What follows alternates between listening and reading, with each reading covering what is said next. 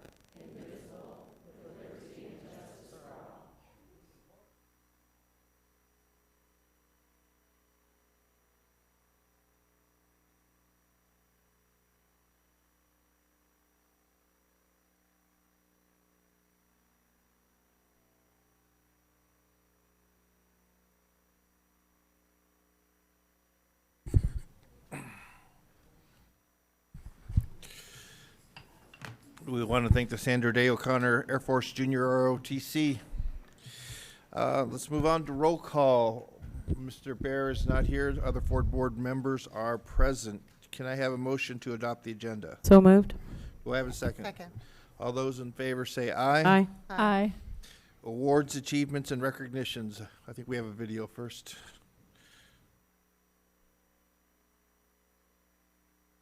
Good evening, President Gregoire, members of the Governing Board, Superintendent Weitenheimer, and special guests.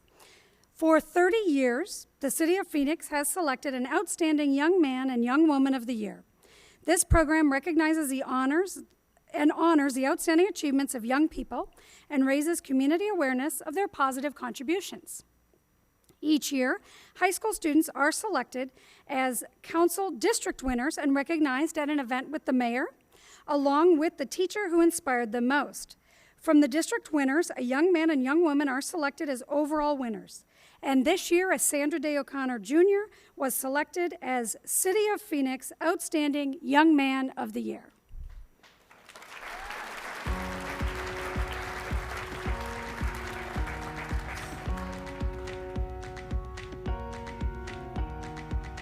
So I started a project called Project Fresh Start here on campus. And essentially what we do is we help raise awareness for ethnicities and people who don't have like the same publicity and the same and more of the awareness, that people don't have the same awareness that we do of our culture.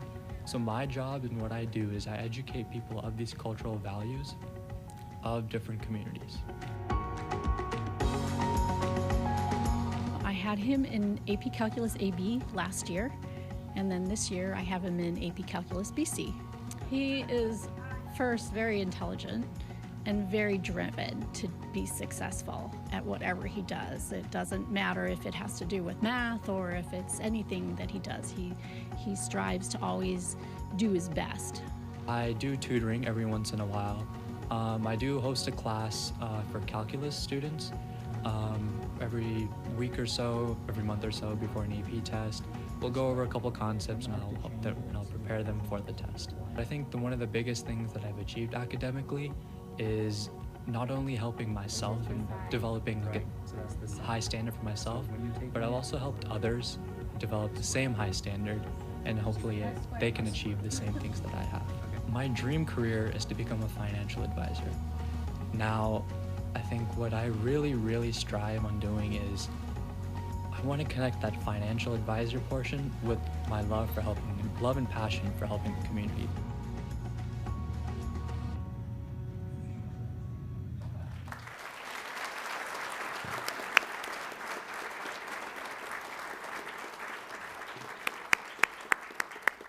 Congratulations, City of Phoenix Outstanding Young Man of the Year, Yash Patel.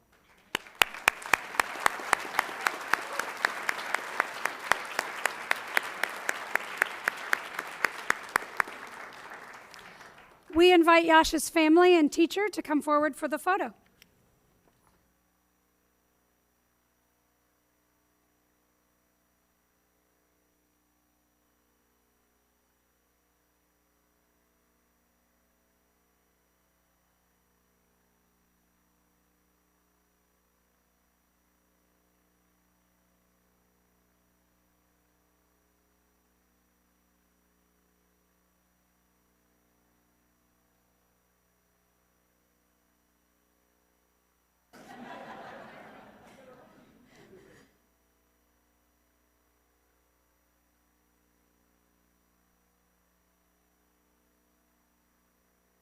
Thank you.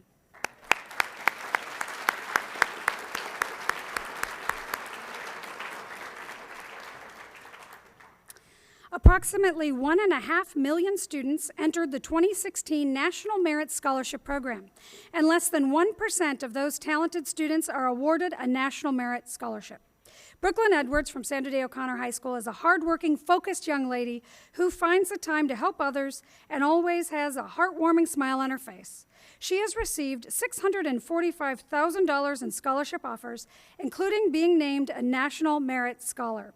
She has received offers from the University of Oklahoma, the University of North Texas, the University of Alabama, the University of Arizona, Arizona State University, and Brigham Young University, where she plans to attend this fall.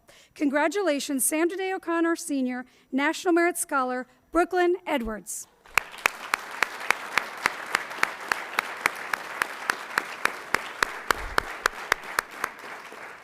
We had a lot of events going on tonight, so I think Brooklyn was not able to be here. Each May, Deer Valley Unified School District recognizes the students at each of our high schools who receive the largest amount of scholarship offerings. We begin with Barry Goldwater High School, where Carolyn Baginski received 3 offers, totaling $417,856. Carolyn has selected to attend Northwestern University. Congratulations, Carolyn Baginski.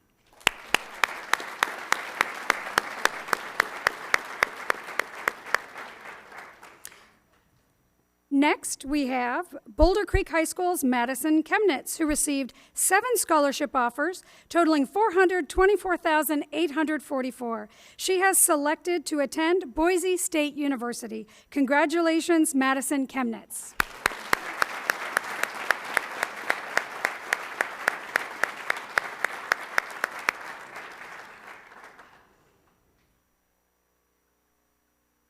From Sandra Day O'Connor High School, Teresa Griego received 7 offers, totaling $739,400. She is selected to attend Pepperdine University.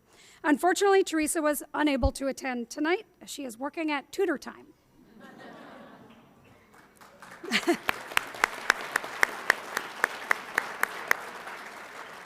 From Mountain Ridge High School, Sarah Heilman received 7 scholarship offers, totaling more than $1.3 million. Sarah has selected to attend Dartmouth College. Congratulations, Sarah.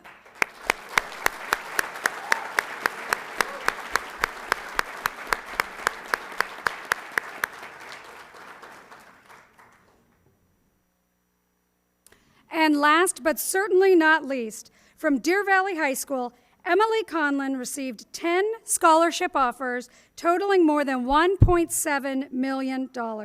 She has selected to attend Anderson University and has her own fan club here tonight. Congratulations, Emily Conlon.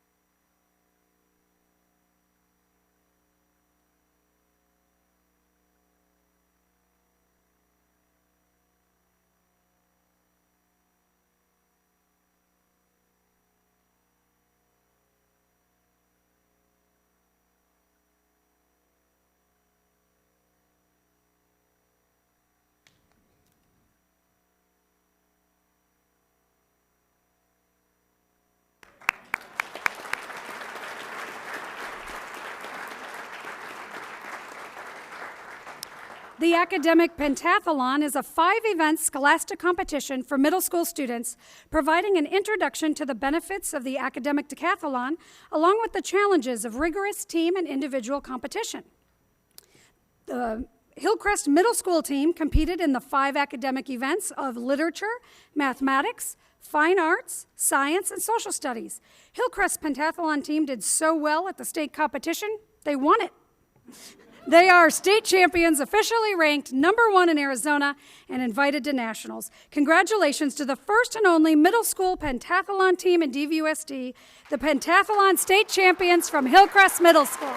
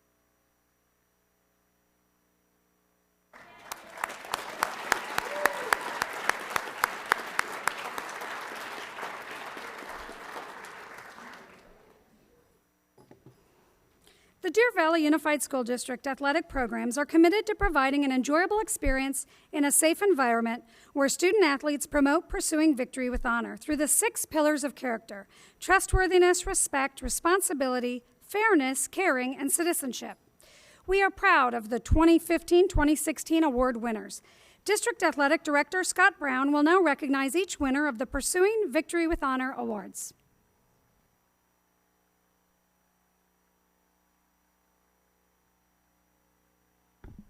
Thank you. I realize some of the award winners couldn't be here tonight, but we will go down the list so everybody would know. This came from our banquet that was May 16th last week. For the 7th and 8th grade female athlete, Riley Bayes from Stetson Hills.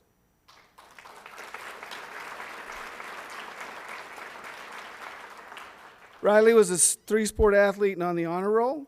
For the 7th and 8th grade male athlete, David Onuigbo, who was also a 4-sport athlete and on the principal's advisory.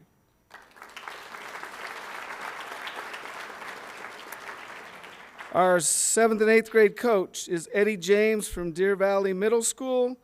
Coaches many sports and has overcome a major car wreck this year with a smile.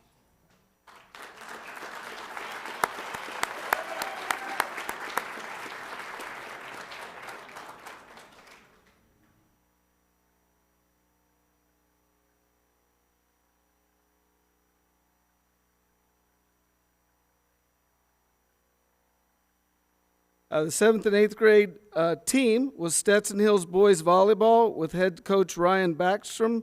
They were undefeated and the Division I champion this year.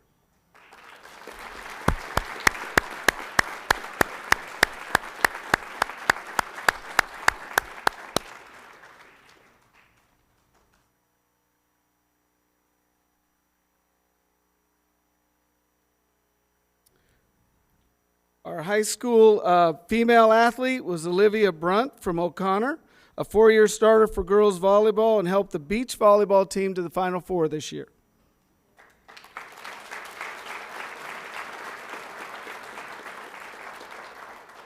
For our high school male athlete, it was Corey Crooks from Boulder Creek. Corey was a state champion in wrestling at 145. He finished his career 176 and 15.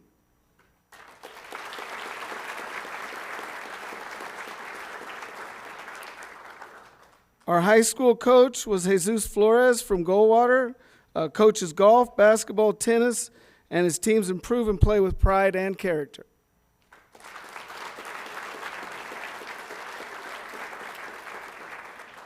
Our high school, our high school team is O'Connor softball with head coach Melissa Hobson, 2015 state champions and a Final Four this year.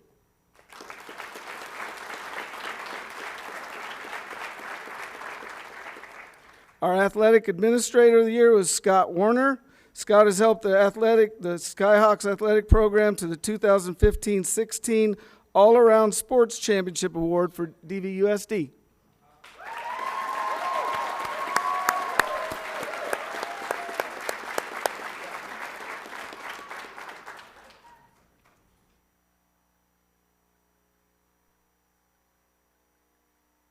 Our Parents Award goes to Tim Smith from Goldwater, who's a baseball booster club president, and Julie Muncie from Boulder Creek, who did football and wrestling and track booster club.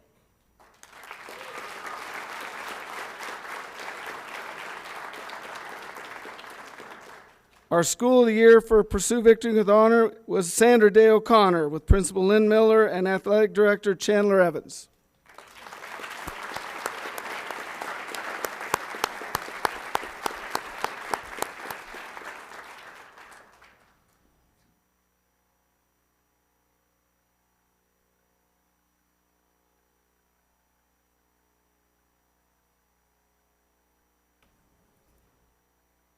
Our inspirational was David Cederstrom from O'Connor, a 4-year letterman in baseball and 2 years as the assistant coach.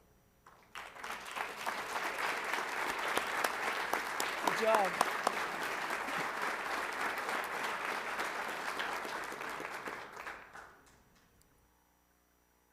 Our Courage Award goes to Kent Younger from O'Connor, battling with some personal injuries, postponed surgery to coach tennis team this year at O'Connor.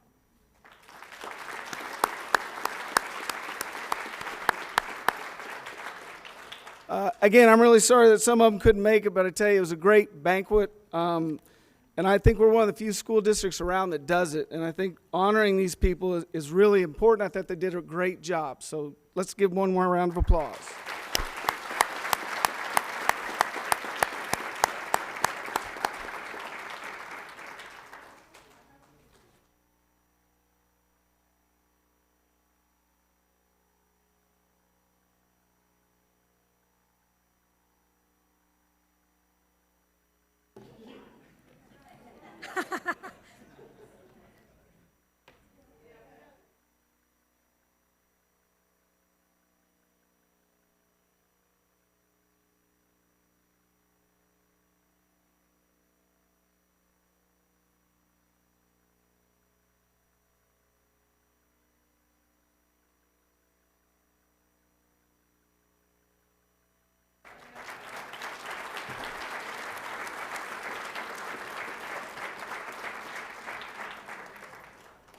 Tonight, we will also recognize our Spring State Sports Champions.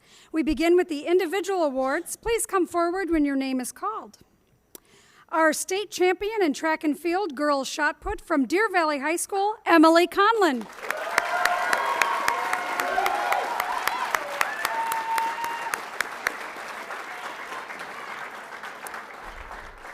We invite Emily's family and coach to join her in a photo.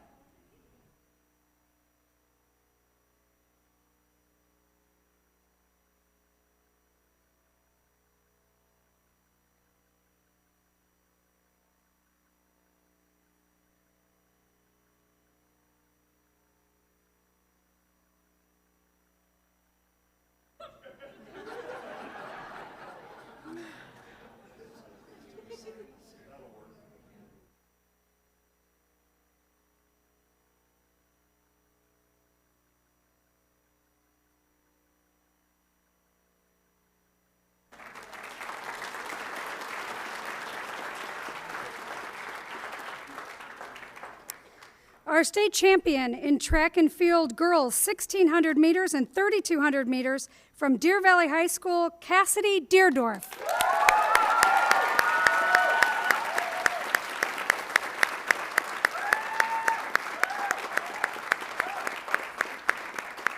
And we invite her family and coach to join us for the photo.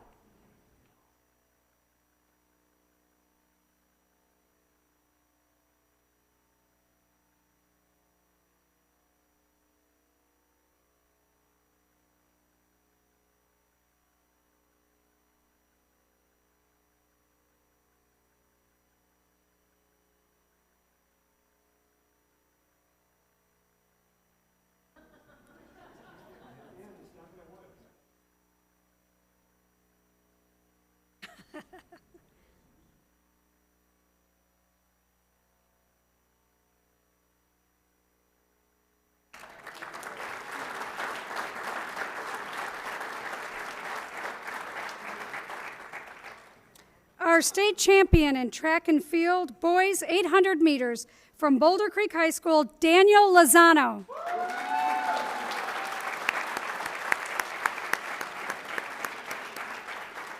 We invite Daniel's family and coach to come forward for the photo.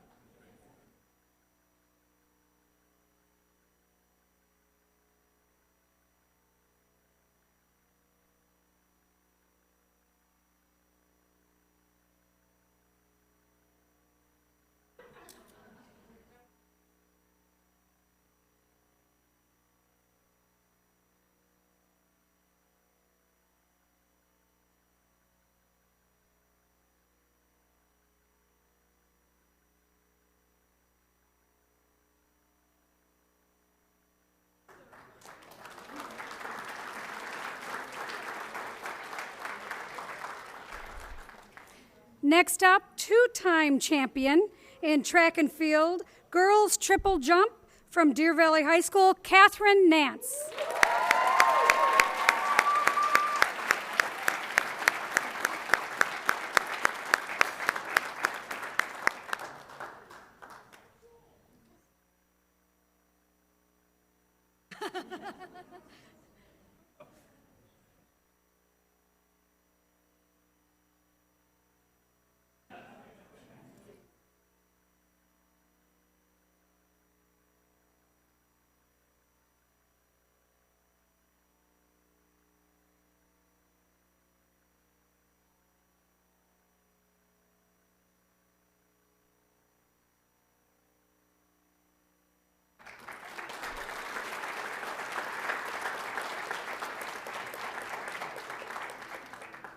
Our final individual state champion in track and field, boys 200 meters from Deer Valley High School, Elian, got all choked up. Elian Roberts.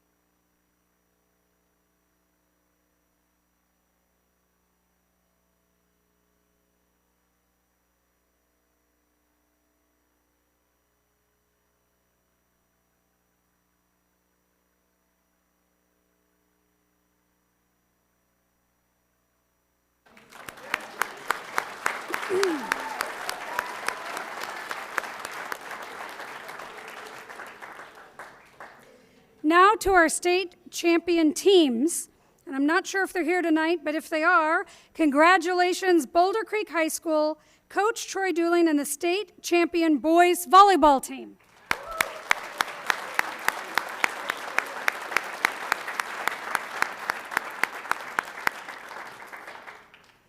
And I know there's members of this next team here. Congratulations, state champion, Coach Eric Bolus, Division II Deer Valley Girls Track and Field Team.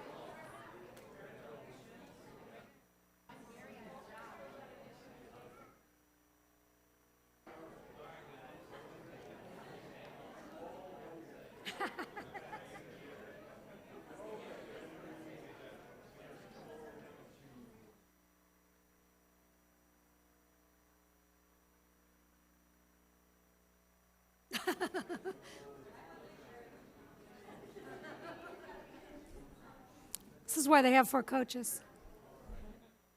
Yeah.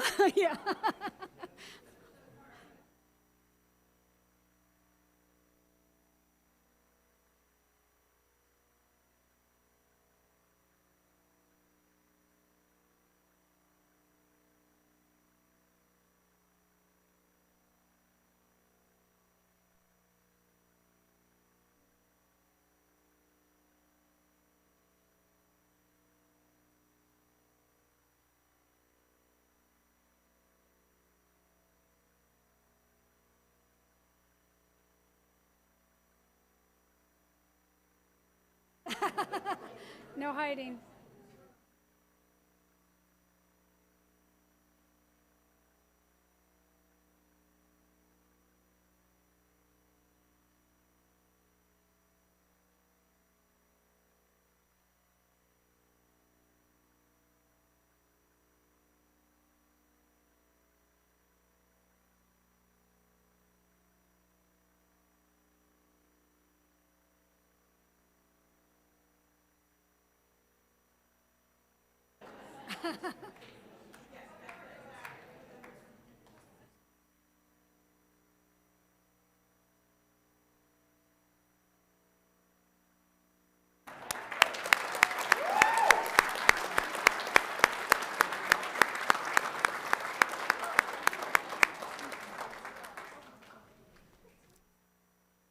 Deer Valley Unified School District regularly recognizes students, staff, and community members who exemplify strong character and courage with the Community of Character and Courage recognition.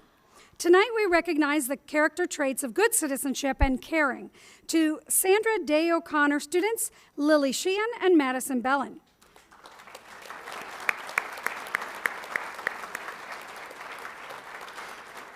Lily and Madison planned Bloom, a prom in support of students with disabilities and their peer mentors, which was held at Sandra Day O'Connor High School last month. The girls coordinated donations, 50 student volunteers, transportation, hair and makeup, and special touches like flower hair clips and corsages. Bloom was a great way for both students with disabilities and student mentors to share in the fun experience of a high school prom in a comfortable and supported environment. Sardella's provided pizzas, Grad's Photography donated a photography session and complimentary picture for each student, and Baker Wee Bakery donated desserts and snacks. Other items were donated by Costco. A DJ had everyone out on the dance floor. Tables were decorated with fresh flowers from Rustic Roots Flowers in a Bloom theme. In all, more than 50 students from Sandra Day O'Connor, Boulder Creek, and Mountain Ridge High Schools joined in for this exciting event. Congratulations to our Community of Character and Courage honorees, Lily Sheehan and Madison Bellin.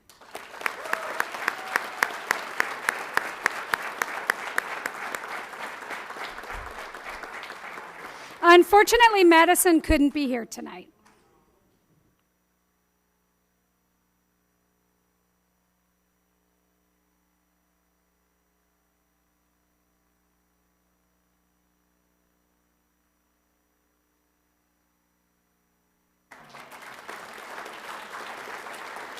Congratulations.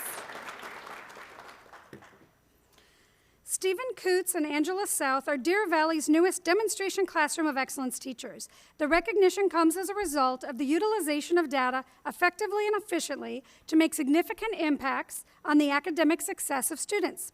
These extraordinary teachers will now be recognized by Mrs. Cheryl Paul, Director of Organizational Improvement. Mrs. Paul. Good evening, President Gregoire, members of the Governing Board, Superintendent Weidenheimer, and guests. I am very delighted tonight to introduce to you our 2 newest demonstration of Classroom of Excellence. But before I begin, I need to do a shout out to Mrs. Bobby Cerro and all of the Continuous Improvement Support Team members that are in the audience for your unwavering commitment to continuous improvement at the classroom level. So thank you.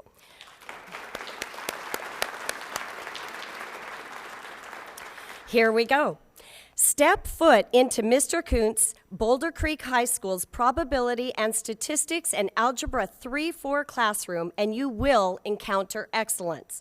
Students work in cooperative learning groups and pore through their data, set SMART goals, and personally conference one-on-one with him to ensure personal success in his classroom.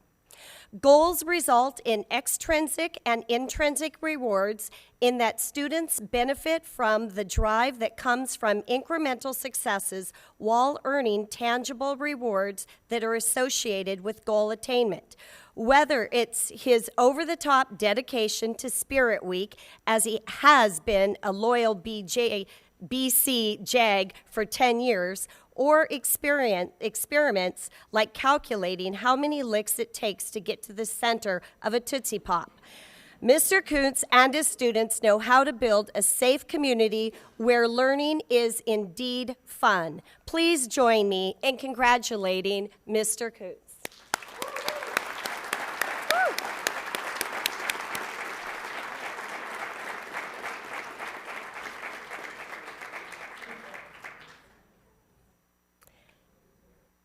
Miss Angela South.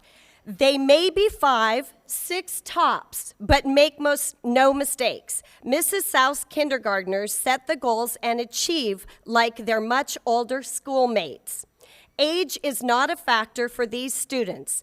Just ask one to pull his or her data binder and you will be taken on a journey of successes, strengths, and areas for improvement with very few sidetrack stories of brothers, sisters, big adventures at recess or in the cafeteria. These data-driven students move from station to station seamlessly, work diligently, and take pride and ownership of their work and their accomplishments. What's more, within the classroom, they really are an extended family. Please join me in congratulating Miss South.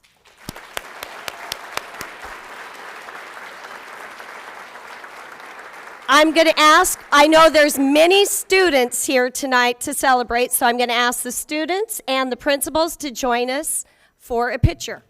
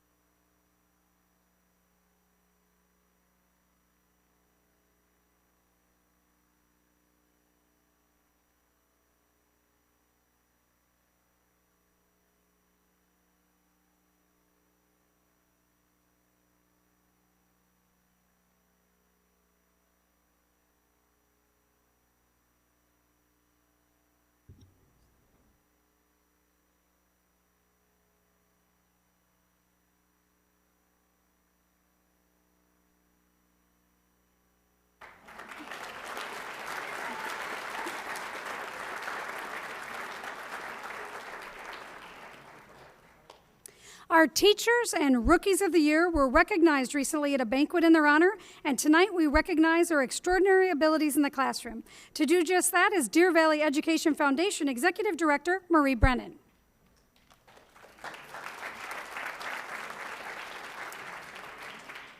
Mr. President, Governing Board, Superintendent Dr. Weitenheimer, and guests, the Deer Valley Education Foundation and the Deer Valley Unified School District are very proud to announce the 2015-2016 Teachers of the Year and Rookies of the Year.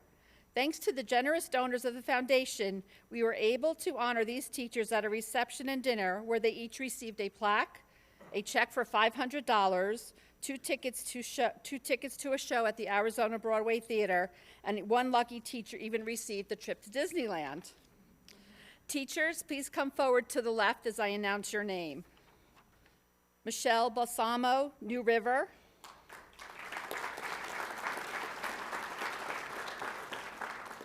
Stephen Coots, Boulder Creek. Tina Crane, Legend Springs. She's here. Lynette Gatos, Terra Canyon.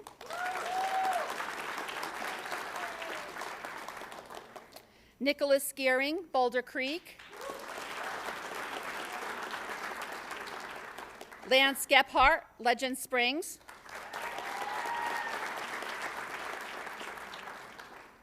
Jeff Harold, Hillcrest.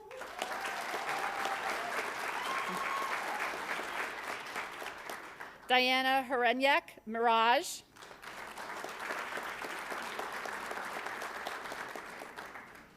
Jamie Irwin, Mountain Ridge.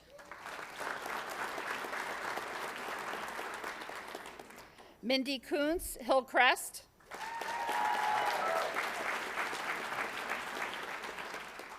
Jacqueline McCormick, Bel Air.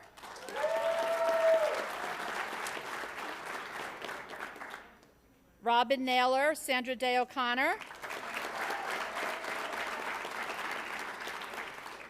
Beth Rodriguez, Sunset Ridge.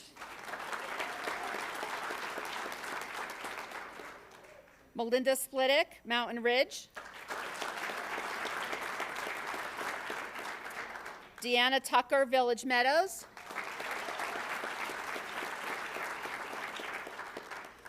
And our first year rookie teachers, Jennifer Ferdman, Terramar. And Megan Mittendorf, Vista Peak.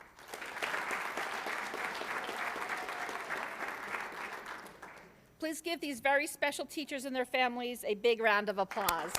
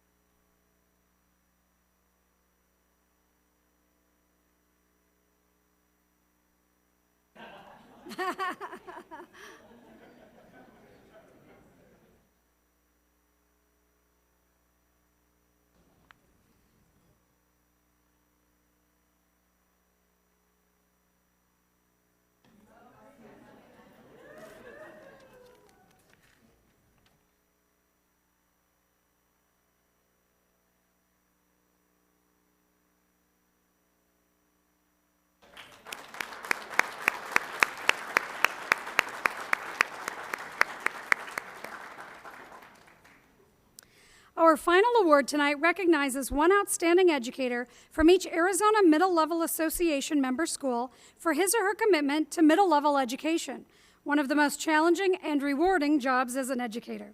Nominations are made by participating AMLA school principals. Here is what Michelle Phipps, principal, said about her. Michelle is an integral part of Desert Sky community. She holds many leadership roles, including campus improvement, team chair, ELA department leader, and track coach. She is a campus leader when any new initiative is brought forward and gracefully assists in any capacity needed.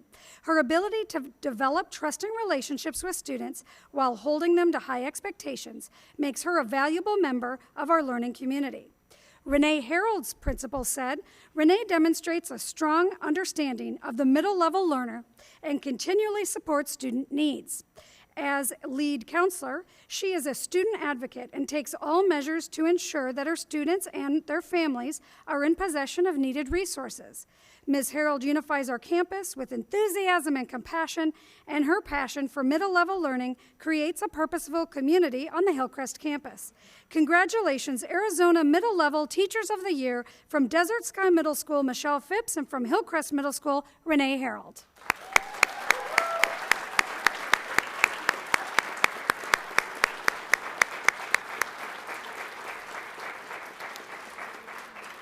Unfortunately, Michelle could not be here tonight. We do invite Renee's principal and family to come up and be in the photo.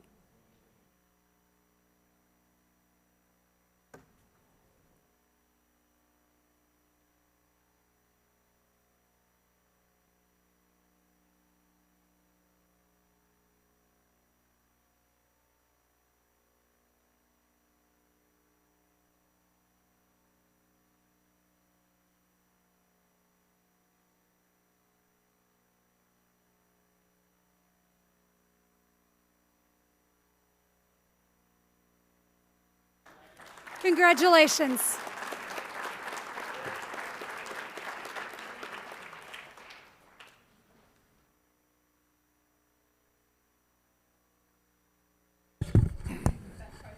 Before everybody leaves, just want to thank everybody.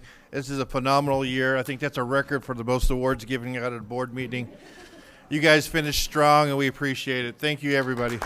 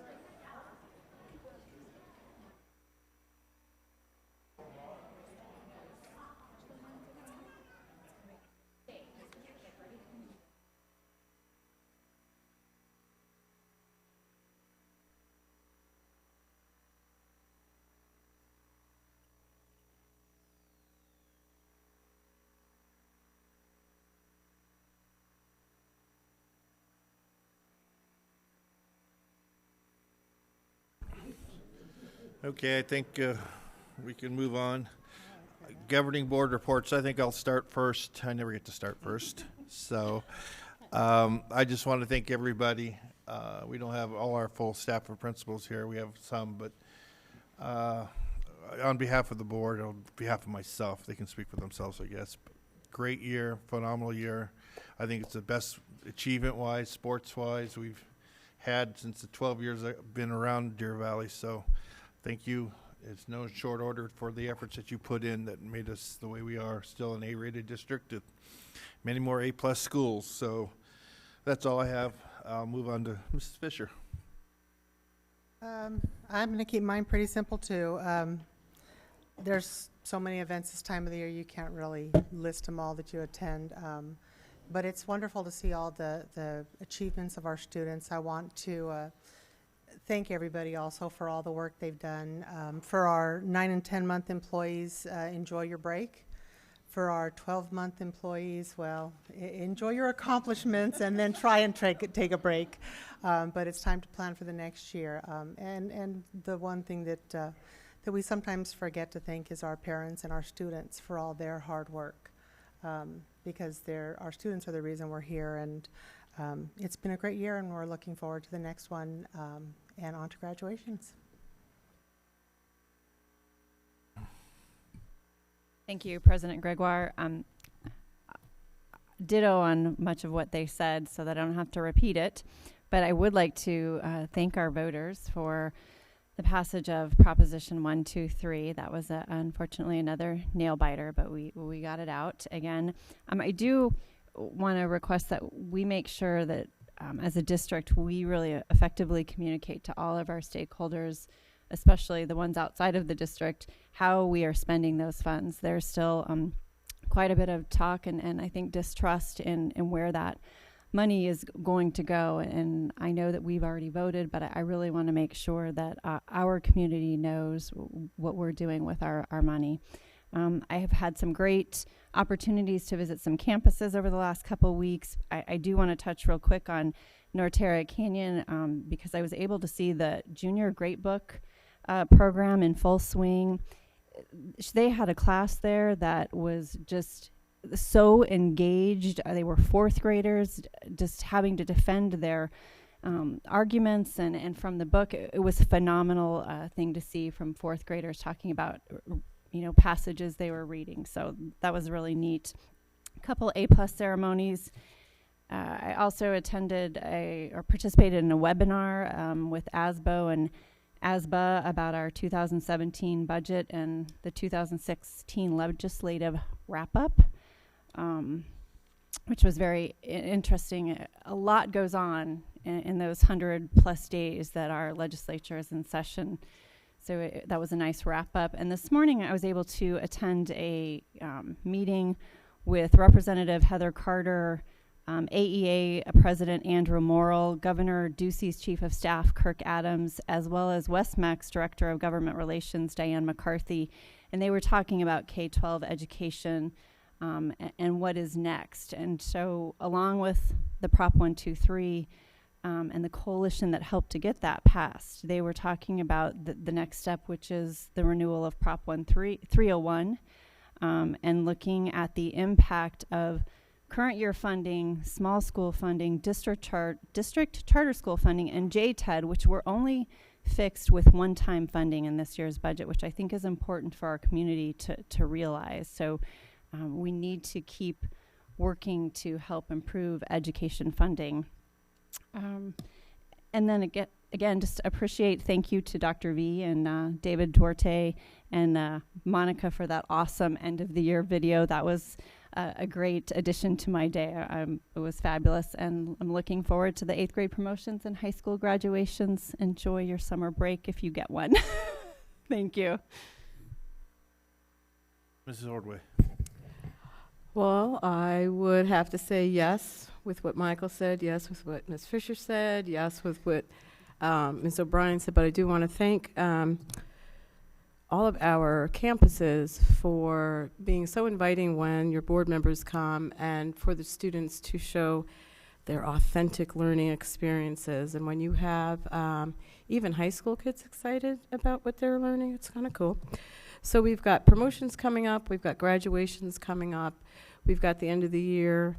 Thank you for everyone for sticking in there, for getting over your humps, and for planning for next year. I know Paul Strauss, who sits in that chair, who was Gary McSpadden tonight, has already planned probably his first semester for next year. So enjoy yourselves, and we'll see you at the next board meeting, because you all want to come. Thank you. Yeah, and I want to thank Paul for standing in for Gary tonight. Thank you. You really taxed you today. And Dr. Weidenheimer. Thank you, President Gregoire. I'm not going to pass on the current events, ditto to all of those things. I'm going to invite Cheryl Paul to come up and share with you a little bit of information about Student Voice. Good evening, President Gregoire, members of the Governing Board, Superintendent Weidenheimer, and guests. It is with great pleasure that I present to you this evening a glimpse into the Student Voice for Excellence program. This program further demonstrates Deer Valley's commitment to ensure that students are equipped with the skills necessary to meet the challenges and opportunities of the future. This program would not have been successful without the support of parents, students, campus leaders, and administrators. And I know that we do have some of our students in the audience, so I would like you to stand and be recognized. So if you would just stand. Thank you.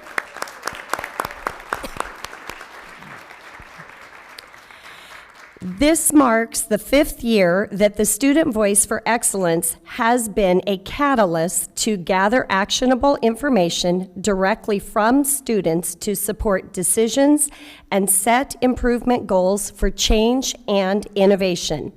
Between 2011 and 2016, a diverse group of students have focused on various topics, resulting in the contribution to the development of a portrait of a graduate. The profile outlines necessary skills for graduates to possess in order to be successful in future college and/or career endeavors. Each year, the culminating activity is the creation of a video. This year, students shared how the adults on their campus encourage them to overcome obstacles, how their principal makes a difference in how they feel about school, and how teachers make a difference in how they feel about learning. The full video is posted on the DVUSD website, and I do encourage you to watch it at a later time. For now, let's enjoy the trailer, and then Dr. Weidenheimer will share more about the portrait of a graduate with you.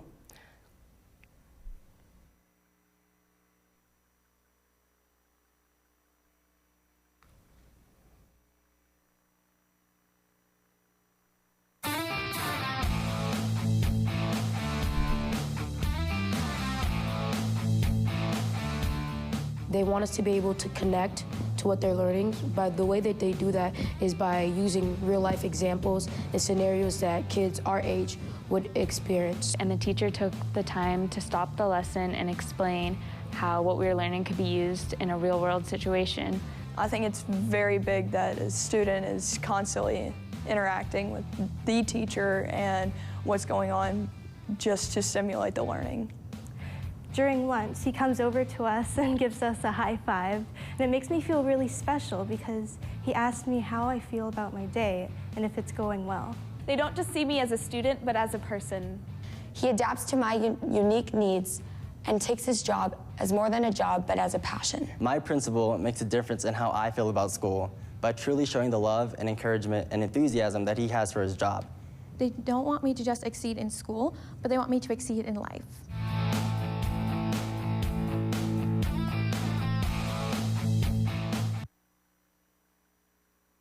Thank you, Ms. Paul.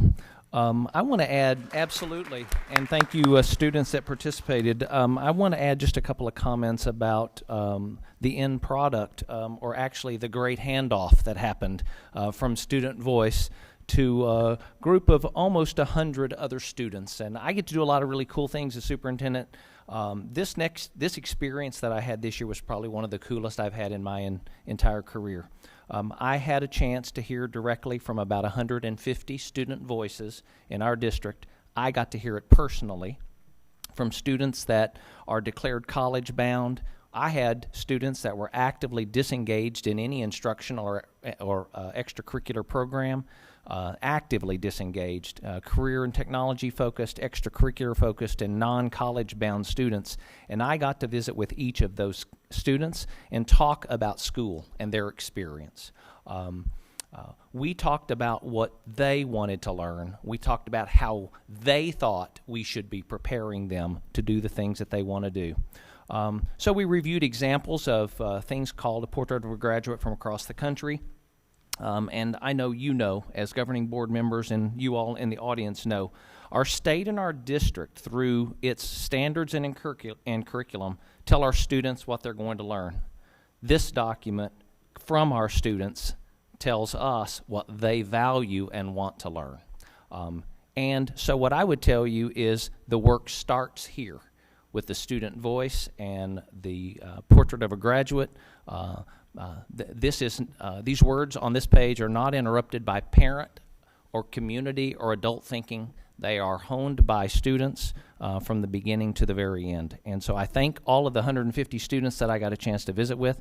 I present this to you, and we will use this to back in to what we need to do with our time with our students so that we're certain that we are taking care of all the things that they value and want to learn. So that concludes the superintendent's report. I'm very proud of it, and I look forward to our next meeting when I get a chance to even delve into it a little bit more deeply. Thank you, Mr. Gregoire. Okay. Thank you.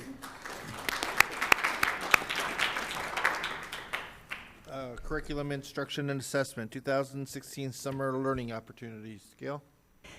Good evening, President Gregoire, governing board members, Dr. Weitenheimer, and guests. Tonight I will provide information on the summer learning opportunities available in our district for academic and enrichment needs. Summertime offers an opportunity to help bridge the achievement gap and many times the opportunity gap. DVUSD summer learning programs give students the chance to master material they did not learn in the previous school year, prevent learning loss, propel learning gains, and provide students with enrichment opportunities.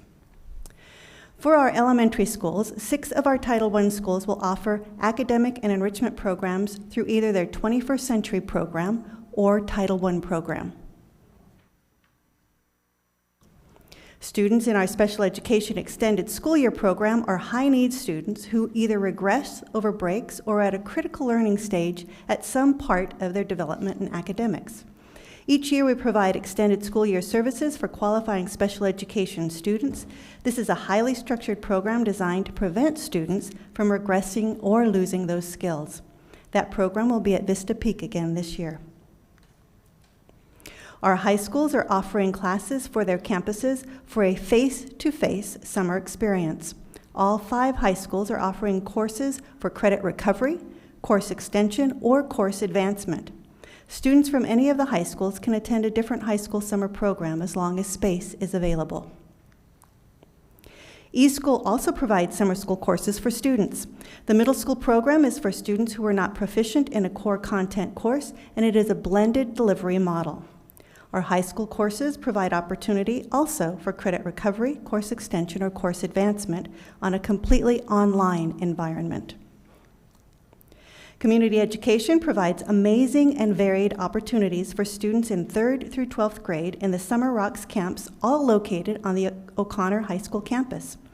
These are popular offerings for students, and 2 of them, Arts Rocks and Theater Rocks, are completely full. And in case you wanted to know, this year's musical is Beauty and the Beast Jr., and you are welcome to attend. In addition, 2 of our campuses are hosting Gifted Rocks camps. The STEM edition at Canyon Springs is new for us this year, and it's a good fit for Canyon Springs as that is one of our identified STEM schools. Community education also provides programs that are targeted for specific needs, as can be seen on this slide. Right now, driver's education is completely full for the summer. Research shows that what happens out of school has significant impact on what happens in school for students. Summer learning programs are proven to maintain and advance students' academic and social growth, keep children safe and healthy during the summer, and send our young people back to school ready to learn. We are proud of the many different summer learning offerings for DVUSD students. Through summer programs, they have the time to get ahead, to branch out and learn new skills, to have new experiences, and for anyone who has fallen behind, we have opportunities for them to catch up on those learning gaps. Thank you. Any questions or comments? I have a comment. Go ahead, Ms. Ortway. My comment is I think we have awesome opportunities for our kids academically, but the whole child is going to be met. So, and I will tell you, the Science Rocks campus is cool to go to. Oh yeah, there's thumbs up by Paul Strauss. Thank you. Thank you. Okay, human resources staffing update. Jetta?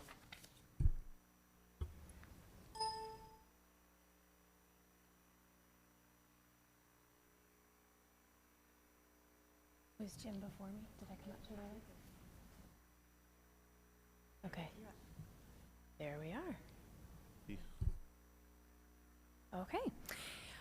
Good evening, President Gregoire, Governing Board members, and Dr. Weitenheimer. Tonight I will be providing to you an update with our certified staffing as well as recent efforts with our recruitment and retention. You're going to see some standard slides that you're familiar with. K-6 postings. This was as of yesterday. K-3 positions at the K-6 schools. There are 8 of those, 5 positions in grades 4 through 6.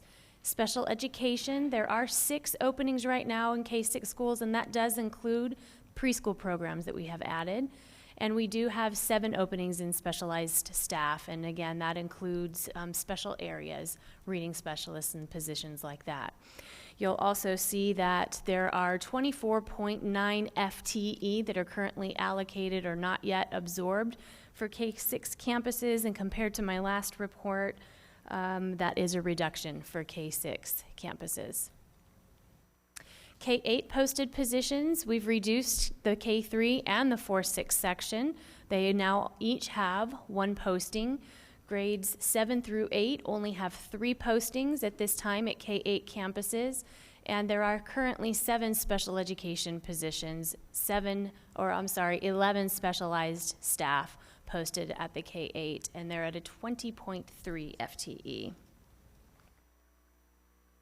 3 middle schools represented here in the grades 7 through 8. Naturally, it's a middle school. There are 5 positions posted, 4 special education positions posted, and exploratory support positions, we are down to 1 position. Those do actually equate the amount of FTE that we have not yet absorbed at the middle school level.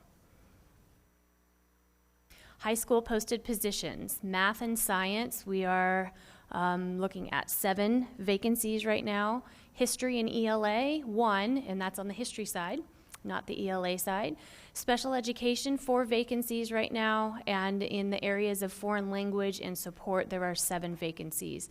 And the high school has reduced the most. They are down to 13.8 FTE absorbed, and my last report it looks like they were sitting at 22.4 FTE, so they have filled many of their vacancies. Overall, our campuses have filled 26% more of their vacancies since the beginning of this month, so the beginning of May. We are currently more staffed than we were at this time last year. This is largely due to less positions needed. We are not opening a campus this year, and we did not add yet more special education positions. Last year we added, in addition to what was normally allocated, 10, and this year we don't have those added on. Also, our retention rate is improved.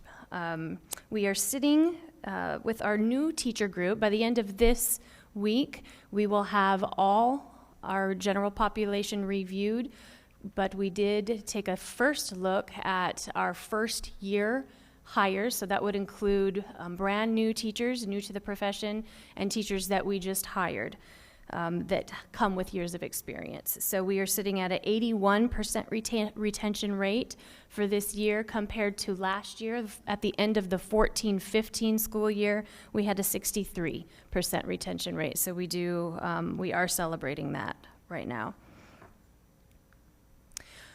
Other points of interest, we do have 2 recruitment fairs on deck. Albuquerque is next week, and later in June, a couple of weeks later, we have Oklahoma City. Also, a point of interest for you, in-district staffing will continue through June 3rd in an effort to recruit over to our special education positions. We do have 21 vacancies right now in special education classrooms, so that would be out on campus. So we sent information out to all of our dual certified teachers.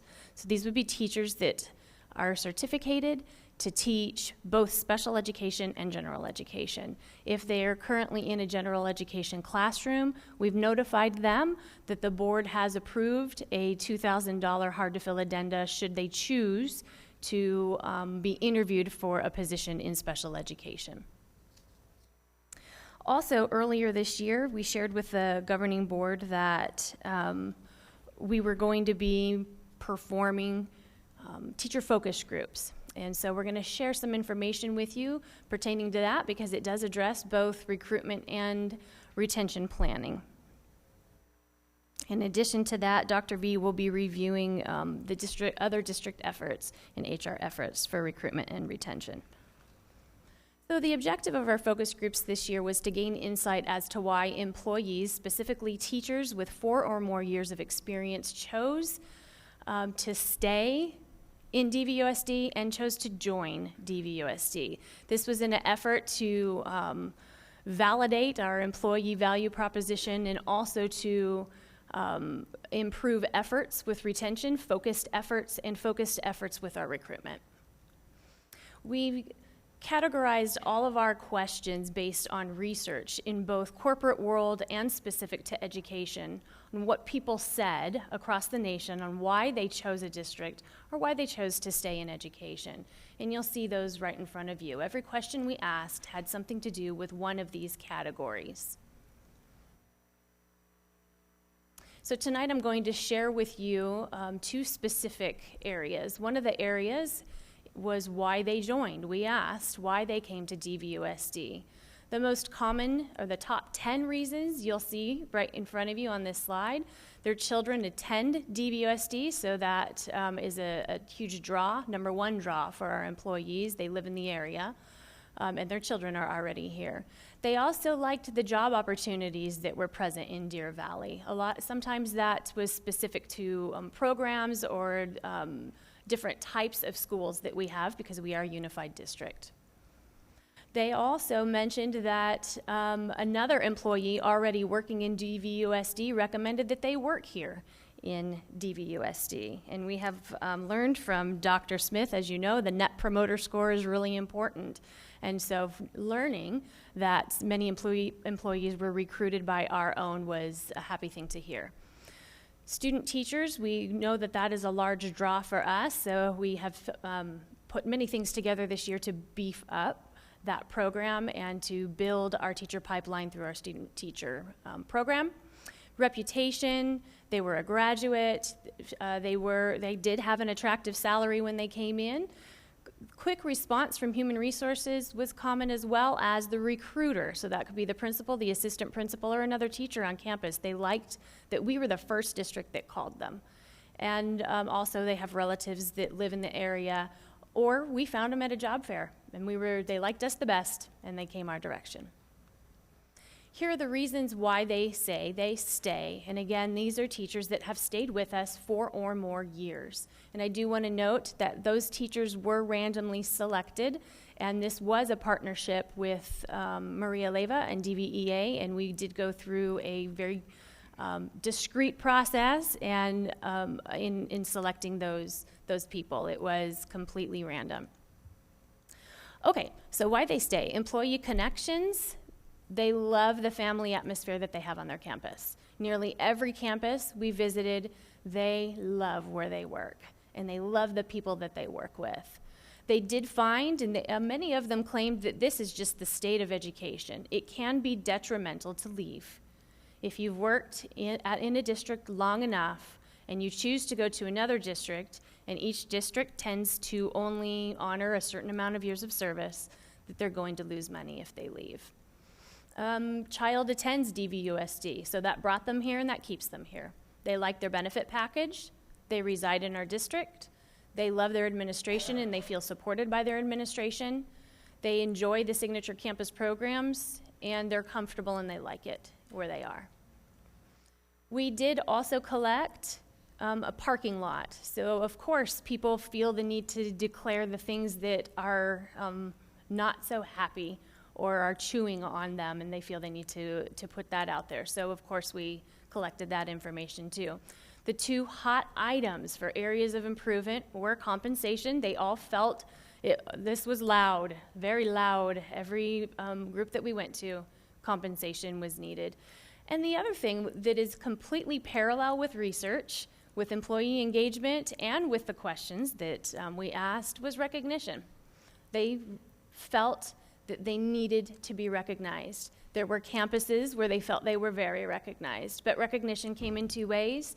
That was recognized because you value me and you're going to pay me more, and recognize that you value me and you tell me that you value me in a variety of ways.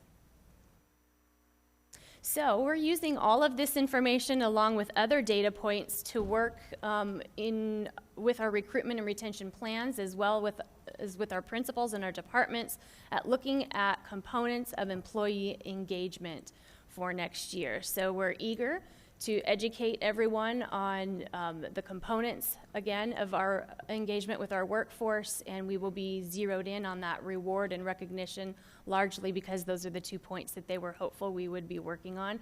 And you voted at our last meeting to approve a recommendation for salary increase. So we're happy about that. They have something addressed immediately.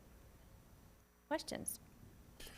I was going to have a question, but you answered it, darn it.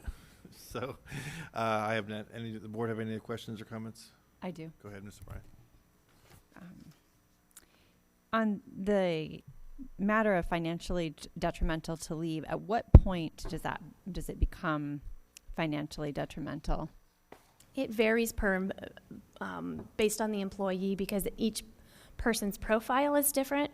If you look at recruitment, there were people that said they came here because it was an attractive salary, and sometimes that is based on a profile. Everyone has the same amount of money and adjusts their money differently in districts. So it could be very advantageous for me as a special education teacher this year to go to that district, because that district has arranged their money to pay more there than this district over here. So that's on the recruitment side of it. On the retention side, the same can apply. If that district rearranged their money in a certain way, it would not be advantageous for me to leave. It's better for me to stay here. So I don't know if that answers your question, but most districts do honor years of service at a certain rate. For us currently, it's at an $800 rate for 5 years. And if you have 20 years and you're not in a hard to fill position, you only get that $4,000 for that 5 years. And so you might already be making more in the other district, and you would not be making as much if you came to Deer Valley. and I hate to put you on the spot, do we know if other districts tend to do with the 5-year? It's Or is varied. it just varied? Okay, It's varied. that's fine. Thank you very much. And the other add to that, Jenny, you might want to talk about the benefits part and the retirement part, because once you get down the road a piece, it becomes almost golden handcuffs, you know, for the benefits and for the retirement components. And so that might have been reflected as well. I don't know. It was reflected in our classified focus groups more often than it was reflected on the certified side, but that is true for people that have been in our district for a period of time. They do have that benefit of district covering their benefits up until the age of 65. Okay, and you did give me a good answer, which is it varies, and it's not a black and white answer, as much of the world is no longer. Thank you. Any other questions, comments? Thanks, Jenna. Okay, fiscal services. Jim, Prop 123 results. President Gregoire, members of the board, Dr. Weidenheimer, just wanted to give a brief update on Proposition 123, the results of that. It's already been mentioned, the election back on May 17th. The election is still unofficial at this point in time, but that just means that the Secretary of State still has to canvass the election. That is expected by the end of this week, May 27th. We hope that that will be done either on May 27th or before. So winning slightly, I think there's only 3 counties in the state that didn't pass Proposition 123, but it only passed with a slight margin, about 51 to 49%. Just a reminder what our plan is in terms of Proposition 123. We have 2 plans, a current year plan, we're calling it 2015-16. So just as a reminder, we will need to revise our budget, so that's scheduled for our June 7th meeting, and to include the $6.1 million that we're expecting from the Proposition 123 funding. And then in 2016-17, we have the framework of a plan from the board study session and then the subsequent meeting that we had back in May, in which we have provided for a salary increase for many of our employees.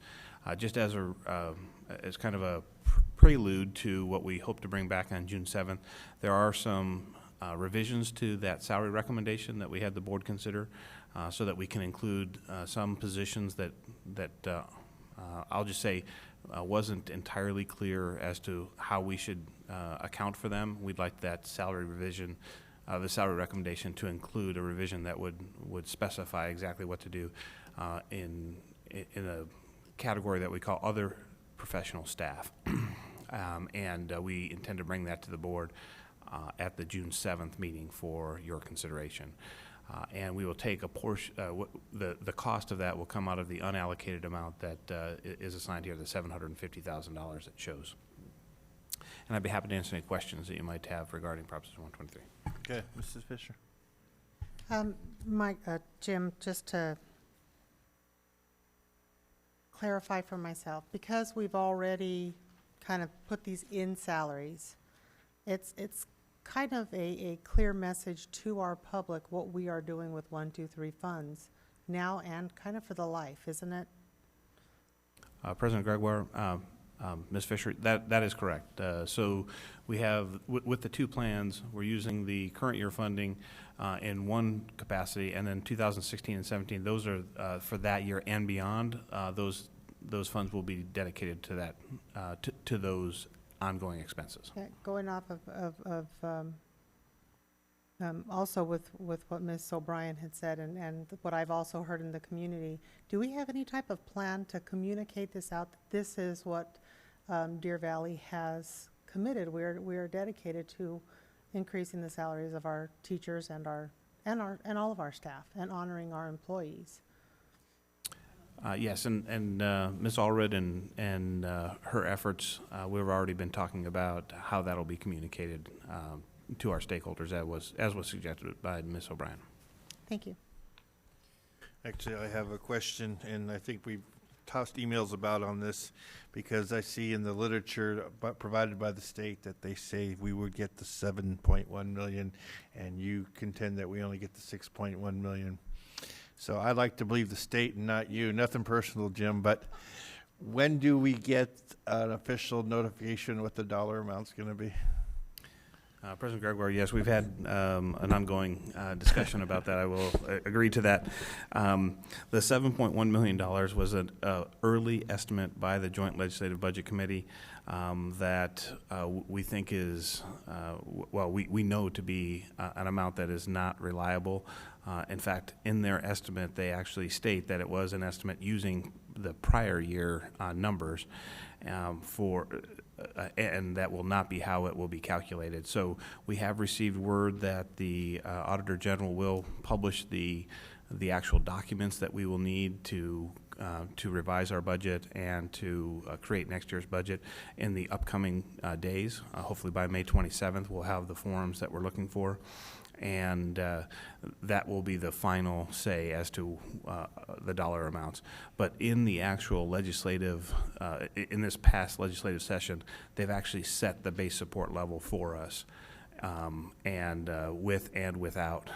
And that was I think the last email that we may have shared, that we may have communicated back and forth about, in which the amount is about $4.8 million in base support level increase for our district, and about $1.5 million for the $50 million statewide increase, because we have about 3% of the statewide population as a district.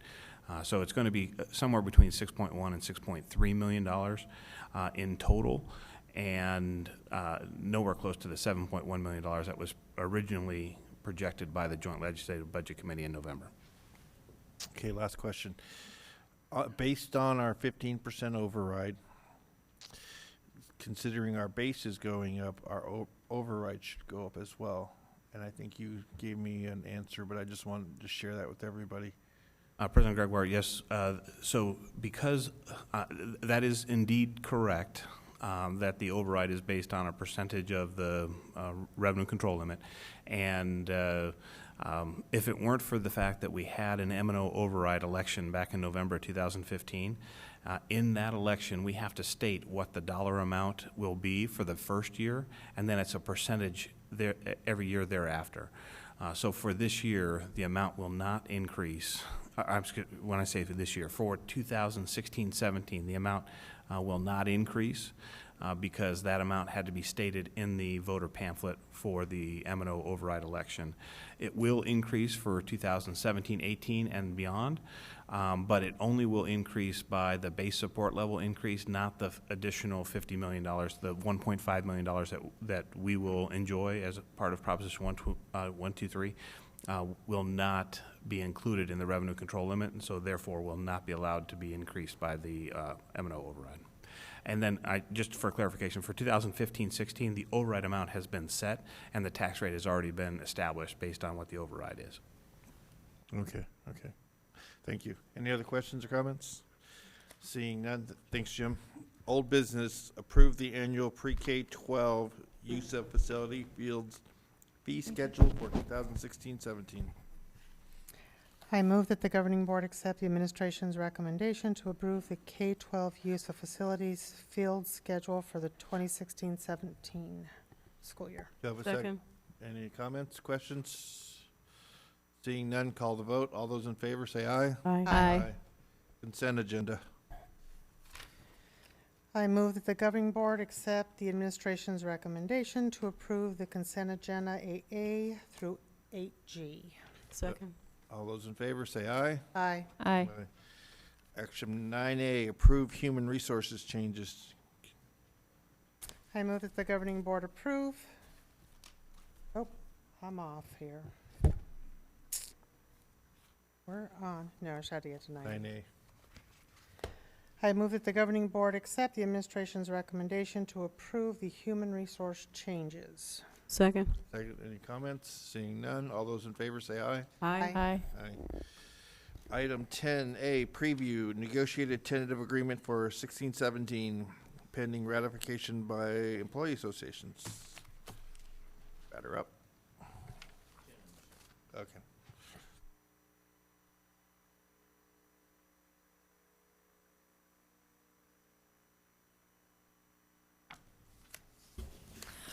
Okay, good evening again. President Gregoire, Governing Board members, Dr. Weitenheimer. If we want to make sure that you have in front of you both the PowerPoint and the tentative agreement, because we're going to be going through this with you.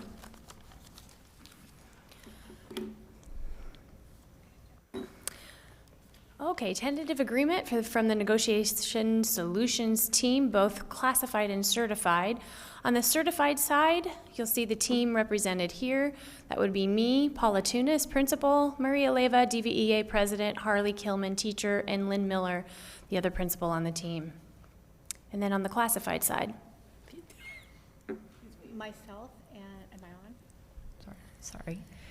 Myself, Amy Trout, principal, Stephen Lund, who is the DVESPA president, Dennis Bohack is the DVESPA vice president. They both also work in facilities. Brenda Moore is a principal secretary, Joyce Cooley, assistant principal secretary, and Peggy Rimby, who is a secretary in the Human Resource Department. Okay, we're going to begin with the certified negotiated agreement changes. Beginning with the cover page, we have made the change that we are adding the Deer Valley Education Association to that page. As the board adopted policy GBB, it was requested that they also be recognized on the front page as the group that is recognized to negotiate this process. Section 12, job sharing and part-time teaching. You're going to see that there is no longer a deadline of February 15th to request a job share. The reason for that change is there have been many teachers and many principals that have requested to put a job share together past that February 15th deadline. And we have seen that there is no issue with that, and at any time it would be appropriate to put that together if we are in the staffing time cycle. So that was agreed that that change would be appropriate. So that time will not exist any longer. Also, we did change the notification to Human Resources. If a team decided that they wanted to dissolve their job share, they should notify Human Resources by December 10th. The reason the December 10th deadline was placed there is because that's when we start our staffing cycle for the following year. That does not prohibit, however, someone from resigning later in that cycle and then the job share would dissolve. It's really nice to have the advance notice if we can have that advance notice.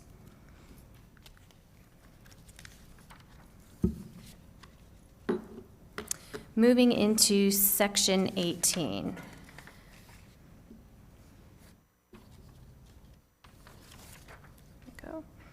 This section was actually an MOU that was established in 2009, and this is specific to professional time schedules. The purpose of this MOU was to create a team, that a campus would create a team and look at a schedule of meetings. So not the master schedule, this would be a schedule of meetings.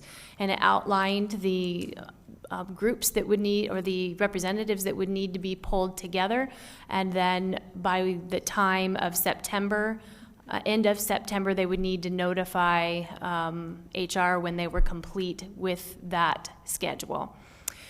This has been an MOU since 2009, as I mentioned, and when something has been an MOU for that period of time, it is normal for that MOU to then be embedded into language, and so that is proposed for this year. Also, in section 18, you're going to see that there are name changes. Some of this language was obsolete because job names had changed, and so we did change those. Also, we noted that there are areas where principals may decide, or a teacher may decide, that they need to have a substitute. And so we added the language that they could have a substitute when needed, and you'll see that the last bullet of this particular PowerPoint. We also did add librarians and SAGE in the category of needing a substitute if required by the principal or agreed upon. I do also want to note that we changed elementary band to non-pull-out band because we do have many campuses at the K-6 level that have band teachers teaching all of the kids, and it's not pull-out band, and therefore they would need a substitute. Section 20. The first part of Section 20, these are just format changes. There is no content change. So you'll see that we changed head coaches from D to 5, and under head coaches we changed 2 to D, just format again. But also under Section 20, you'll see that we changed the name GUIDE. GUIDE is now a word that we are no longer using, and instead we are using intervention, and that falls under MTSS. We did, however, want to make sure that schools knew that they could provide this addenda to someone that coordinates the efforts of 504s and interventions for students prior to the referral process for special education. And so we have named this intervention coordinator instead of GUIDE. Also, K1, National Board Certificated Teachers receive an addenda. We were not honoring that same addenda for counselors who go through the same process. So we added that to language so that those counselors could also receive the same addenda.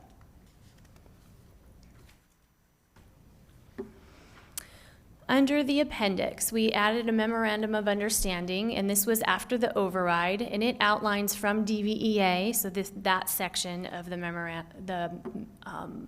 MOU, shows the flat rate increase as well as the change in the base salary without Prop 123. Also in the appendix, if you'll flip your page all the way, I think it's the last page in your tentative agreement for the certified side, you'll see that we worked on what was called the leave conversion table.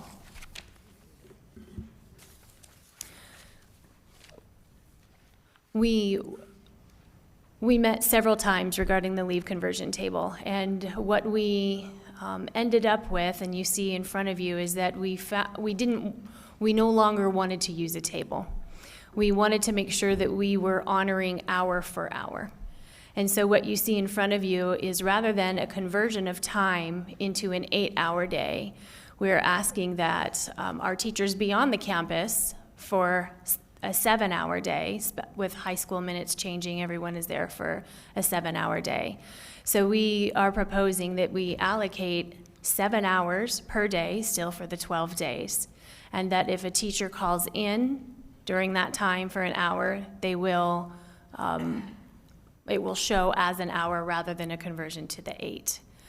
The benefit in that in the end is that when a teacher chooses to separate their employment with Deer Valley, that 7 hours would be converted with a premium back to the 8 hours so that they would receive that leave payout when they separated. And we see that as a incentive for longevity.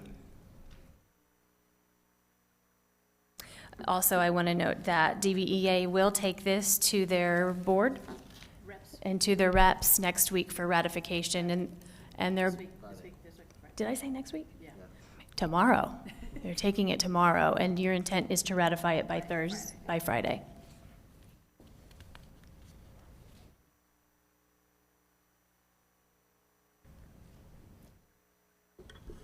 Okay.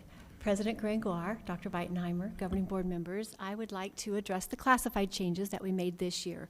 So your next slide and the next page in your tentative agreement, in the section marked classified, you're going to see under section 11, which is the employment status section under new hires. We've added the language, employees must work more than half a year in order to be eligible for a pay raise for the following year. This new language is being added because this is our current and past practice. The requirement of an employee needing to work more than half of the year is in section 19.9 when we address employees coming back from a leave. They have to have worked more than half the year. It also is addressed in section 10 when an employee has been RIF'd and they're rehired. And since it has been our past practice and current practice, we wanted to make sure the language was clear and agreed upon in our language in the negotiated agreement. In section 20, under salary compensation, thank you, Jenna, for switching that. the number of paychecks that an employee can choose has been changed, and this is governed by our payroll department. They gave us this information, and we realized that we needed to update our manual. So the choices for a 9-month employee is either 22 or 26 pays instead of what used to be listed in there as 20 or 26 pays. And for 10 months, it is 23 or 26 paychecks instead of 22 or 26. So that's just a change based on how payroll needs to issue paychecks. Okay, and I'm just going to stop you there because that, I think, would significant people are on a tight budget because you spread it out 2 more weeks. That weekly paycheck's a little bit smaller, so this is something that's... That is a choice that they have. This is a choice they get to pick. It's not governed on them. They normally would get a paycheck for 22 paychecks, but if they choose 26, a little bit gets saved out. Oh, I'm comparing the change from 20 to 22. In other words, Dennis, if somebody's on a tight budget, they already get it planned out, and you're spreading it out over 22 weeks instead of 20. That means each one's going to be a little bit smaller because it's spread out over 22 weeks versus a 20 week. That makes sense? Oh, we're still doing honoring 20 still? 22 or 26 is what a 9-month employee can choose. Are we already doing the 22? They've been doing it that way. We've just This wasn't documented properly. Yeah, I just want to make sure because it makes a difference if you're on a monthly, you know. Yeah, when we had Jeanette Vega look over our language, she brought that to our attention that had been changed, and we've been doing it with the 22 or 26, and so we wanted to just update the language. Okay, thank you. Okay, you're welcome. Also, under the salary compensation section, section 20, under B, we are now adding that, classified employees are now eligible for addenda. We're really excited about that change. And that change came about after a committee reviewed the legalities that were associated with hourly employees holding addenda positions. It was determined that it was okay and it was allowed and they could do that. So because of that change, going back to the way when we did allow classified employees to hold addenda, we reinstated the language that was in the manual at that time, which just clearly spells out how they're paid, and it's based on the certified salary schedule. And that language is all listed in the tentative agreement. You can see it there. We basically just reinstated the language that was there before that change was made. So, again, stop you right there. When was the law changed? Well, it wasn't the law. Well, I actually don't know of a legal. Jim, can you address that? President Gregoire, it's an interpretation of the law. So this goes back to about the year 2003. When it was deemed that you could not pay an hourly employee also in some other fashion other than hourly. That was the interpretation back then in 2003. And then sometime ago, probably about 4 or 5 years ago, there was an interpretation that was tested that allows for, as long as there is a clear distinction between different job responsibilities, that you could pay them differently. So you can have an hourly employee, they have to do a different job for you, and that you can pay them either piecemeal or addenda work. Yeah, I know this came up a couple of years ago. That's why I just wanted a clarification. Okay, sorry, Michelle. Go ahead. Okay, no, we're good. Thank you, Jim. I appreciate that. And then on the last slide is our appendix. We have also included in our manual the memo of understanding regarding the salary. In our classified hiring schedule in Appendix K of the classified agreement, it says available funds for annual increases will be split 50-50 with a % and a flat rate. And because we gave a flat rate this year, we did incorporate that memo of understanding just to show that it was agreed upon that we would take it as a flat rate and not split it 50-50. So that's what the appendix change is there. It's actually the same memo of understanding that the certified have. I would like to let you know also that the classified DVUSD group has ratified. They ratified last Wednesday. And if you have any other questions, we'll be glad to take those at this time. Okay. Any other comments? Mrs. Fisher. I actually have a couple, just kind of going back off of what Mike had asked about. So there's not, I mean, I understood the interpretation changed based on the fact that their addenda is in a completely different category than their job. Does that keep us from bumping up against any wage and hour as far as meeting that minimum wage based on hours of the service of the addenda? President Gregoire, Ms. Fisher, in terms of calculating their hours that would be for... In other words, if they're, okay, we have to pay a minimum wage. So if we are going to, say, have an addenda, it's a janitor's going to be a coach, completely day and night, so that it meets the interpretation standard. So we can then put them in the other position. However, they're going to be working, you know, enough hours to where our addenda would put them below minimum wage. Is that any consideration, or is that ever an issue, something that we could bump up against? Has that even been considered?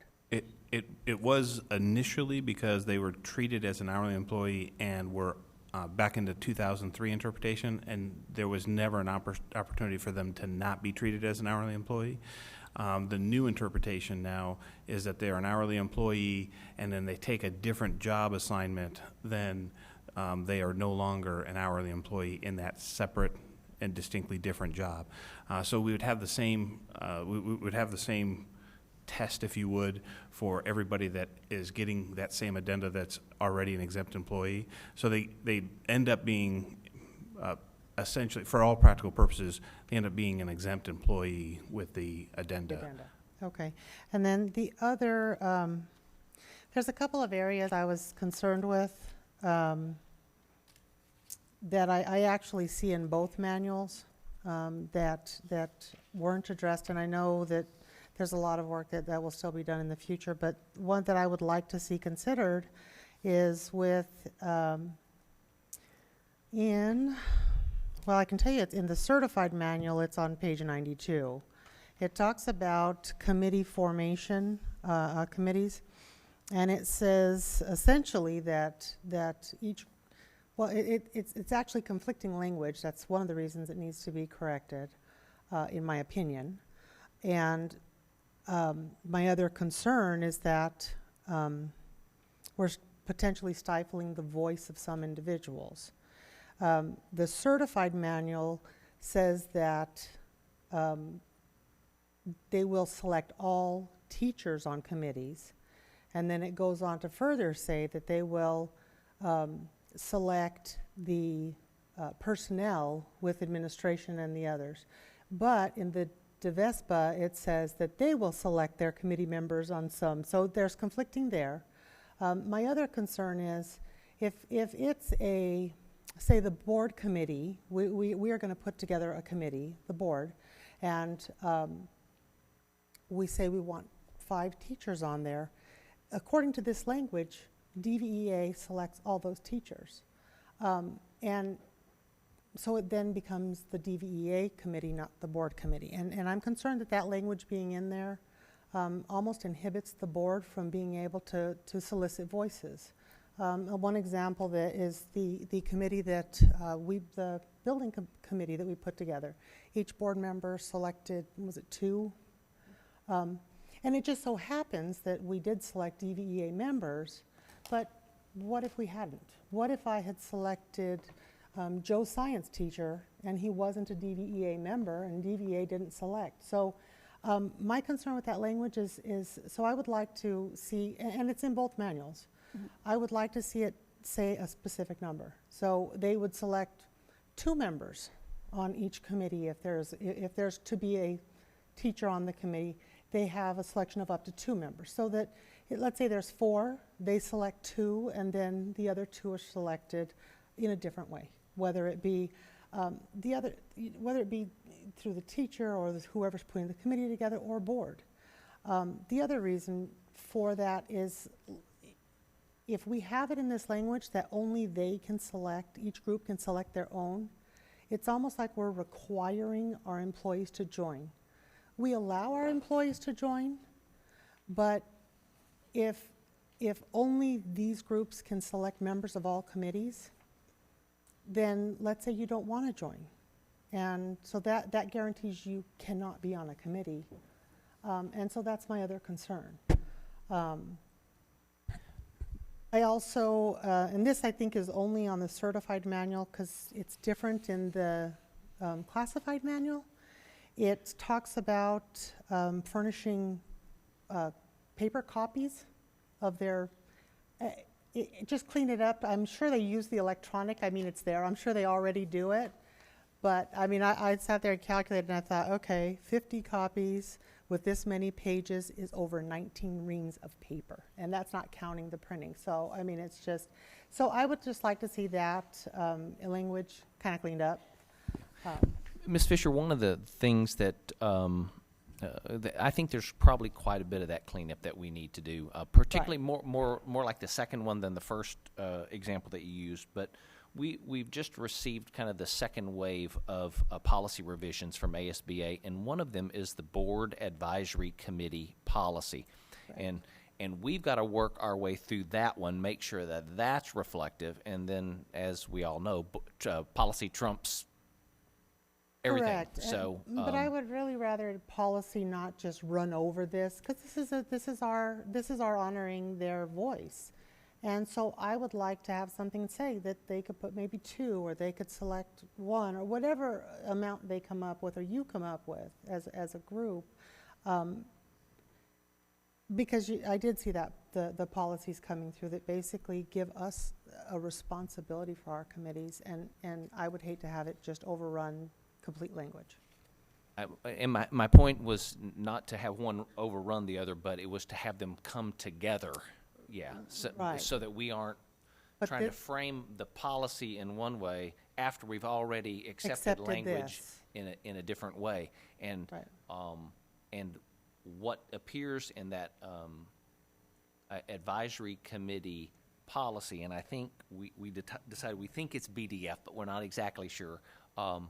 Is that we've got work teams, we've got committees, and we have board-appointed advisory committees, and we've got to make sure that we can mesh all of that out, and then whatever happens in negotiated language in any or all of those need to be reflected as well.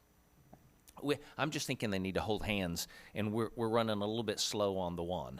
They do, and we did get that language. Jim, when were we in Laughlin?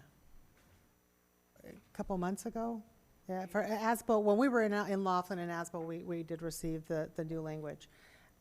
So that's my one thing. Since this is a preview, is that may be considered, because I would really hate for some policy to just run over our groups.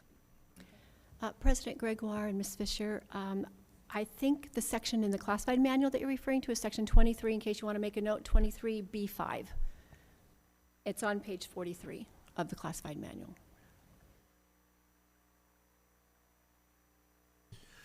Okay. Any other questions or comments? I just clarify something, Sure. please. Dr. Reitenheimer, so if we were to pass the certified and classified manuals without any further changes currently, and then we go through this advisory policy, would we then go back to modify the potentially certified and classified manuals if needed based on those board advisory policies? President Gregoire, Ms. O'Brien, yes, that is standard practice. When there is a policy change or a change in law, we then review the certified manual to make sure it's compliant with both. Okay. Okay. Thank you. Any other comments? Seeing none. Thank you, Michelle.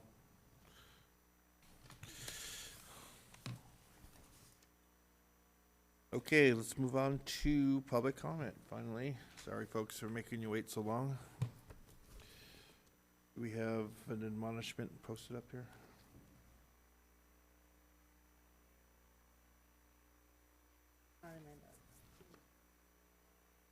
Oh, on the bottom here.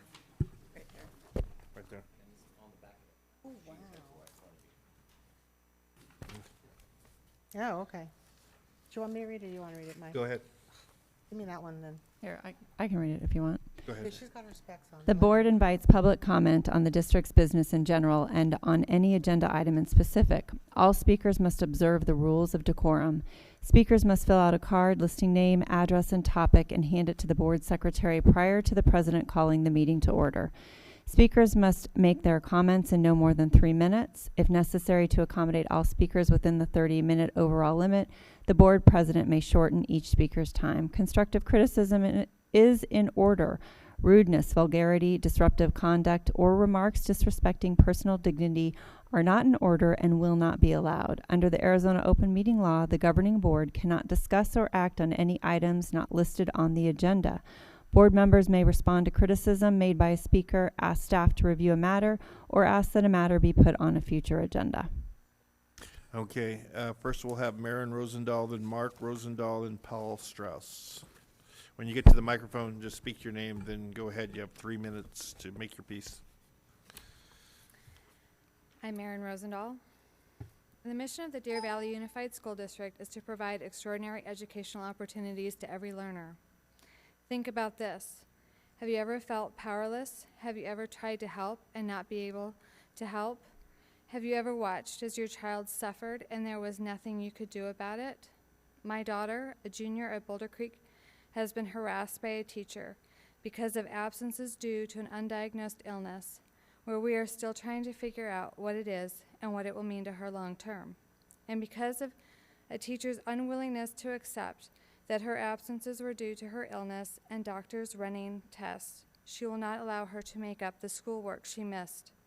On May 11th, I sent an email to the school, the district, and the school board, a plea for help, and yet, again, no help was received. My son, who is on an IEP, is struggling. Every time I ask for help, I get pushback from the teachers. When the teachers don't follow the IEP accommodations, my son is the one that loses, not the teacher. My youngest son was a bright, energetic boy. He had friends, he enjoyed learning, he wanted to go to school. For the last 3 years of constant verbal and physical abuse, he went from an A to a D student. An incident happened at school on April 20th and 21st, and that was the last straw. When I picked my son up, I had never seen him so distraught over what had happened. At this point, it was not only the kids, but the teachers, aides, and administration that had bullied my child. And the justification that was so bizarre that I withdrew my son from Diamond Canyon, and he now attends Anthem. In all of these cases, I contacted the schools through emails, meetings, and phone calls. I was horrified for the lack of support offered to me, and the one constant of being told that they are the professionals, not me. You ask for parents to volunteer and get involved. Well, I did. But after this year, I just don't have faith in this district. You have a no bully policy that makes no sense. No clear steps to prevent or protect students from other students and even teachers. You have 3 great kids that due to circumstances have been marked for life because what has transpired this year. Where is the accountability? This year is over, the damage is done, and the teachers and administrations will go on like it's nothing, leaving my husband and me to pick up the pieces of our children and try to put them back together. I can only hope that next year the school district will have an answer to the question of accountability. When a student is suffering, where is the help? The answer to the questions I asked in the beginning is this year I have felt incredibly powerless. I have tried to help, going through all of the hoops you have laid out for the parents to go through. I have watched 3 of my 4 children suffer by the hands of some of the teachers and most definitely by the administration of 2 of your A+ schools. So here I stand asking for justice for my children. They deserve a top-notch education. And as a public school district, you are required by law to provide it. So where is the accountability, and what are you going to do? Thank you. Mark Rosendahl. I'm Mark Rosendahl, and it's been a tough year this year in our house, as you can tell. My daughter's a junior at Boulder Creek, she's a pretty smart kid, and has had some major medical issues this year. We've had been to see the specialist at PCH, Banner Healthcare. I've got a stack of bills this tall. And she's got some great teachers, too, that have actually, well, because of that, she's missed a lot of school. but also have some great teachers there that have bent over backwards for her so she can finish her curriculum for this year, and she's doing pretty well. Her ACT scores were off the charts, a 31 and a 33 in 2 of those segments, so she's a smart kid. We have one teacher, though, that's unwilling to take these answers, unwilling to accept her absences were due to her illness and doctor's tests, and she will not allow her to make up these tests.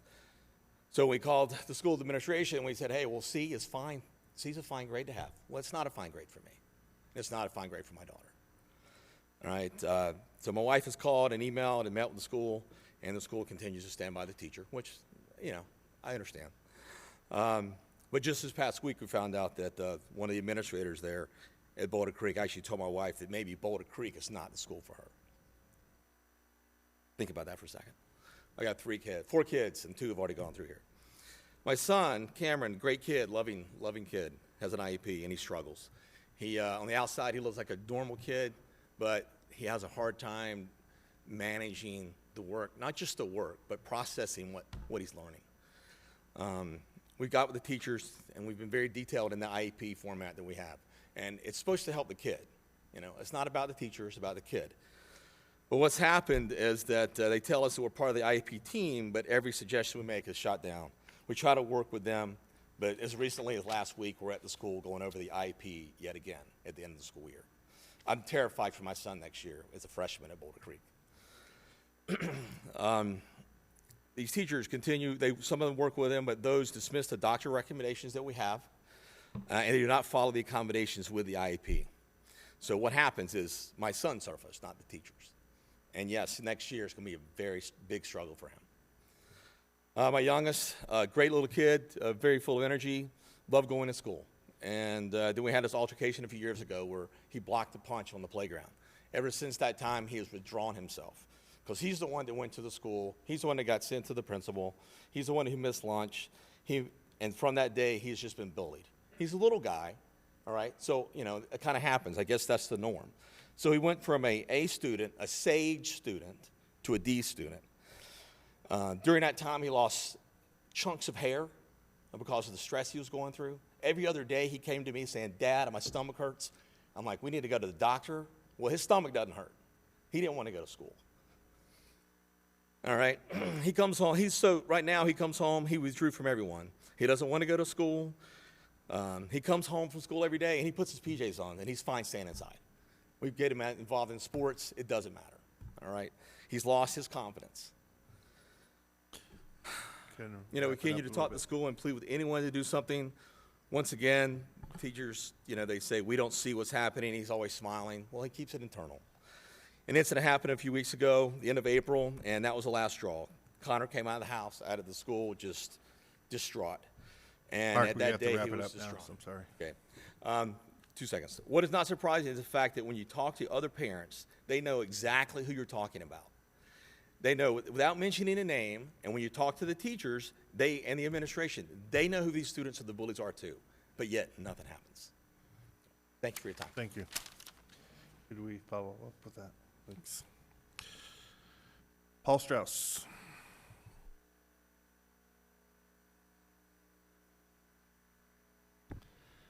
Good evening, Paul Strauss, teacher at Sunset Ridge. President Gregoire, Governing Board, Dr. Weitenheimer, good evening. I just wanted to real quick address Prop 123 resolution. It's something I've been very passionate about throughout the state. First off, I want to commend the board with your intentions with 123 are very admirable, and I applaud it in trying to fix a broken salary schedule. I'm actually a recipient of that fix because I have, after teaching for 12 years in the district, I was making $38,000 a year, $4,000 more than beginning salary. So I am a beneficiary of these changes. But one of the things I wanted to address is that there is a big chunk of staff in our district who is quite upset. And they kind of feel a little betrayed, and I want to speak on their behalf. And these are our veteran teachers that have been around for a long time that are getting $500 of the Prop 123 money. Now, I think everyone's excited that everyone's getting at least $1,900, which I think under normal circumstances, we'd be overjoyed. Something that we haven't even seen. But I think one of the problems is that The message really hasn't gotten out to the district that the intent of the board was to fix the broken system. And so what a lot of our veteran teachers were seeing was, after all these years of experience, I'm getting $500, knowing that that $1,400 was because of the override. And so I think that the communication really needs to pick up a little bit better in trying to explain that. But I also think it's perception is reality, and we're dealing with an area that these veteran teachers who have a lot more experience and are even better teachers than I am are looking at, well, the district's getting $6 million of funding from Prop 123, and I'm getting $500, and so that is kind of hard to swallow for many people. So I do have a couple of recommendations. First off, I would love for whenever the board has a philosophical or a main intent of what they're trying to do, it'd be nice to actually get communication directly from the board to the staff of what is going on so that they have a better idea. I know I wasn't even sure what a predictive salary was until I was at the study session, and that was very confusing for other people. My other recommendation would be any future money that we do get, beyond what is set up already through 123, I would really like to see a disproportionate amount, at least initially, going to what I referred to as the 500 Club. These veteran teachers that did only get $500, and I think we need to put more emphasis on trying to pay them a little bit more money to support and honor what they have given to this district. And I think that would go a long way and mend a lot of fences. Thank you. Thank you. Okay. Meetings are posted. Can I have a motion to adjourn? So moved. Do I have a second? Second. All those in favor say aye. Aye. Aye, we are adjourned.